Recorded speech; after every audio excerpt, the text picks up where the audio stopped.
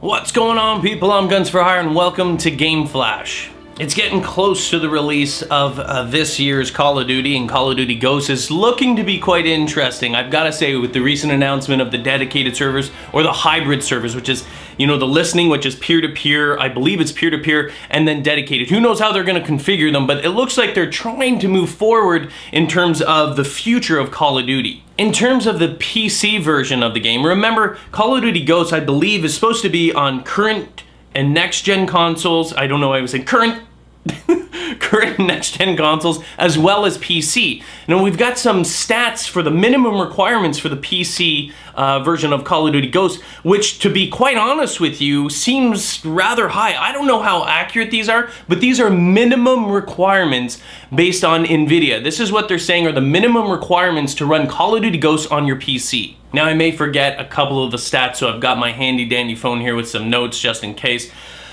But the minimum requirements, remember, just minimum, not optimized or recommended or any of that stuff, just minimum, is Windows 7 or 8 64-bit. Yeah, you know what, that seems pretty standard.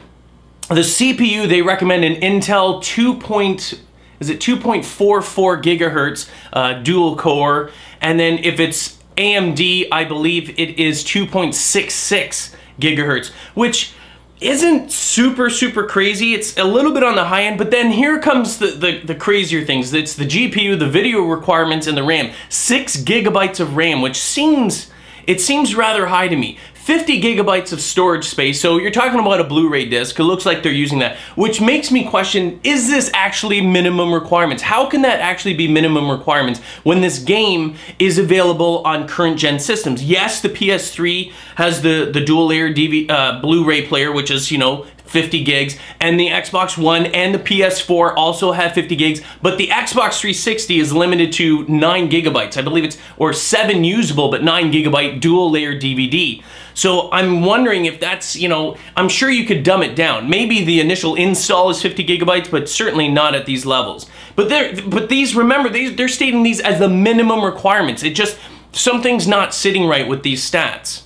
Now, moving on to the video card, they recommend, if you're using an NVIDIA card, the GTX 550 or better, 550 Ti, I believe, or better, or the Radeon 5870. Is it 5870? Yes, 5870, so I had to make sure that I was getting that right.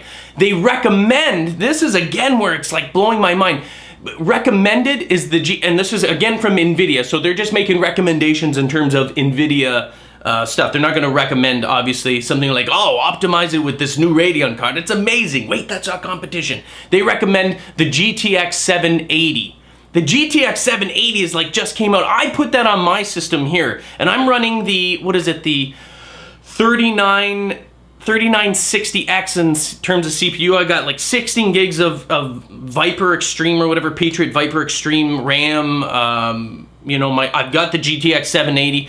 It should be fine, but saying that that's, you know, recommended or even just the minimum requirements seems a little bit odd. It seems a little bit high for, no offense, a Call of Duty game, but we'll have to see what happens. Again, you know, I'm looking at recommendations in terms of minimum. I go onto the GeForce dashboard, you know, where if you have an NVIDIA card, it's the GeForce dashboard, and it can configure your system, your PC, if you didn't know, based on optimal settings for particular games that you have installed on the system.